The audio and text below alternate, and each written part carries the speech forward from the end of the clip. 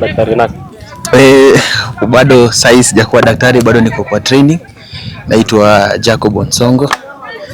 Jacob Onsongo. Wewe hujakuwa daktari na tunaona uko na vitu za kupima temperature. Bado katika hali za training hapa na pale. Hii sasa ni kufanya nini huko kwa ng'ombe? Hii iko na kazi kadhaa. Inatumika kuchukua cardinal parameters kama pulse rate, heart rate, abdominal movement. Natumia kusikiza hizo vital parameters ndio zinakusaidia wakati unafanya diagnosis yako. Kwa hivyo hii inapima ng'ombe ama binadamu? Hii haina tofauti kubwa, hakuna tofauti actually. Sasa ni ng'ombe ama ni binadamu? Inaweza pima yeyote. Ng'ombe kwa daktari wa mifugo ama? Mimi ni daktari wa mifugo.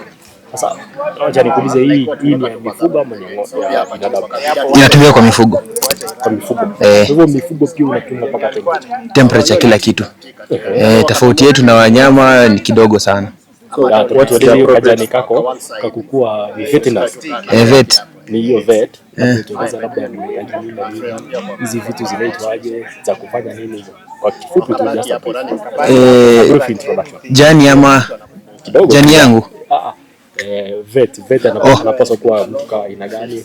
Anapaswa kuwa na nini? Okay. Unajua kwa tuko na madaktari Bonoko. Okay. Kwa vet kitu. Daktari Bonoko. Na mtu kama wewe. Kitu cha kwanza ukua vet lazima ukue trained. Hii si profession yote ile. Ni kitu medical. So ni kitu yenye lazima kwanza uende upate mafunzo kamili ambayo unaweza ukue trained ndio ujue vile ambavyo unaenda kufanya huko nje. Alafu kitu ya pili, ukiwa lazima ukue registered. Sisi tunakuwa regulated under board. So ndio ukue daktari yule mwenye anafanya mambo ambayo inatakikana huko nje, unapaswa ukue registered under the Kenya Veterinary Board. Na ukue na practicing license na mambo yote ambayo wanahitaji. Alafu unahitaji nini na nini? Ukienda kama for example, naweza juaje huyu ni daktari Bonoko na huyu ni trained vet? Okay, a trained vet utajuaje? Daktari wale ambao wako registered wanakuanga na identification card. So ukiitisha yule daktari mmoja amekuja kwako, for example umeita daktari kukutibia, anapaswa kuonyesha identification card ya kuonyesha kwamba yeye ameko registered na ako retained by the Kenya Veterinary Board. Hivyo ndio unaweza jua daktari ambaye ako registered na yule ambaye yuko registered. Yule ambaye ni Bonoko anaweza dunga ng'ombe ikufa? Kuna uwezekano mkubwa. Wakulima wengi wanajifanyanga udaktari nyumbani. Kuna nini dangers kubwa sana, kwa sababu sasa tuko na kitu inaitwa antimicrobial resistance, AMR kwa ufupi. Hiyo ni kitu ambacho inatusumbua sana sisi madaktari, kwa sababu unapata madawa ziko na zile dosage rates, concentrations nini ambapo unapaswa uangalie. Sasa ukikosa kufuatilia mambo kama hayo, unaweza pata mkulima anaongeza ile antimicrobial resistance. Na sasa wakati ameelemewa, akuja kuita daktari, hata akuja kutumia dawa ambayo ilikuwa inafaa, haifanyi kwa sababu ya nini? Ya mutations na resistance ambazo hizi microorganisms za kwa zimekosa. Kwa haraka unaweza tuambie tu ugonjwa wa ng'ombe ule wenye ukianza hauwezi onekana, lakini mkulima anafaa kuwa keen nao? Magonjwa ni mengi. Unajua kuna kila wanyama wako different au kama wako tofauti. Kuna mnyama ambaye immune system yake anaweza pata na ugonjwa, lakini immunity yake iko high, ambao hata anaweza kuwa na ugonjwa lakini immune system yake iweze kufanya nini? Kupiga hiyo ugonjwa na isiweze kuonyesha clinical signs mingi ambayo hata inaweza kuonekana kwa mkulima.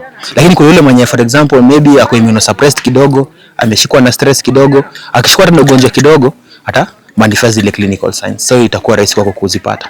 So mifugo wanakuwa na stress? Mifugo wanashikwa na stress. Stress ya nini? Handling. Tofauti yetu ya binadamu na wanyama si sana, ni kidogo tu, kwa sababu wanyama wanashikwa na stress. Kwa mfano kama sasa hii process yetu tunawafanyia hao wanyama, tunawakosea stress kwa sababu hii si shughuli yao. Unaona wanyama pia kuzungukwa na watu wengi, hiyo si kawaida ya mnyama. Kama pale tukiwafanyia hii dehoning ama disbanding, unaona wanazungukwa na watu wengi, hiyo haiko kwa orientation ya mnyama kwamba anafaa kuwa amezungukwa na watu wengi. Mnyama ni mtu anafaa kuwe free na mbali na watu kidogo. So huyo kuwa karibu na watu hivyo inaweza cause stress, inaweza mkosea vitu kama kukosa anorexia ama kupunguza kukula, mambo kama hayo. So kusimamisha erection. Stress pia inaweza cause mambo kama hayo. What's the appropriate temperature ya ng'ombe, body temperature? 37 to 39. 37 to 39. 39. Kwa hivyo ikipitisha hapo ng'ombe ako na fever. Lakini bado pia inategemea. Kwa mfano hao wanyama kama wale wako pale, unaona kama group wakienda kumshika, kuna wenye wanakimbiza kukimbizana nini, kuna ile exercise. So kuna wakati fulani utapima temperature upate ya kujuu. Lakini si kwa sababu ati ni mgonjwa ama nini, lakini kwa sababu yeye ako hiyo exercise. Temperature inafanya nini? Inapanda. Kuna yule kijana ambaye ako sasa hivi high school, sijui inaitwa senior school. Anataka labda amekosa kitu ya kusomea. Unamwambiaje? Na anasema mambo na ukulima hii ni kazi chafu. Tunaweza mwambia ni kwamba hii ukulima ndio kila kitu Kenya. Ndio chakula chetu, ndio imeajiri watu wengi huku nje, ndio source ya rasilimali ya Kenya. Agriculture tunasema is the backbone of the country. So agriculture si mimea, mahindi, maharagwe kupanda peke yake, hata wanyama ni part ya hiyo department. Sasa hii kazi si chafu. Ni kazi kwanza, actually ni kazi important sana kwa economy ya Kenya, kwa sababu sisi ndio tunakula wanyama. Kwa sababu si anapenda nyama, anapenda sausage, anapenda nini? Hizo zote ndio kwa nini? Kwa wanyama. So hao mifugo lazima tuwaangalie, kwa sababu by the end of the day products zao zinakuja kwa sahani yetu. So kwa wale watu wote ambao wanataka kuventure into agriculture ama farming na ni vijana, what's your key message utawaambia? Mimi nawaambia ni kazi nzuri, wajitahidi, challenges ziko, lakini wakiwa na ile roho na moyo wamependa kitu, itafanikiwa. Utakuja show? Show nitakuwa hapo. Waambia watu sasa utakuwa show, utembea wapi? Yes, kwambia. Mimi ni mgeni hapa. So nitakuwa mara yangu ya kwanza kwenda show ya Nakuru, lakini nimeenda ASK ya Nairobi. Show ya Nakuru inaanza tarehe 1 hadi tarehe 5 Julai. Kwa hivyo utakuja hapo. Nitakuwa hapo. Waambie wanafunzi vile kazi ya UVET iko na pesa. Nitakuwa hapo. Ama haina pesa? Iko na pesa.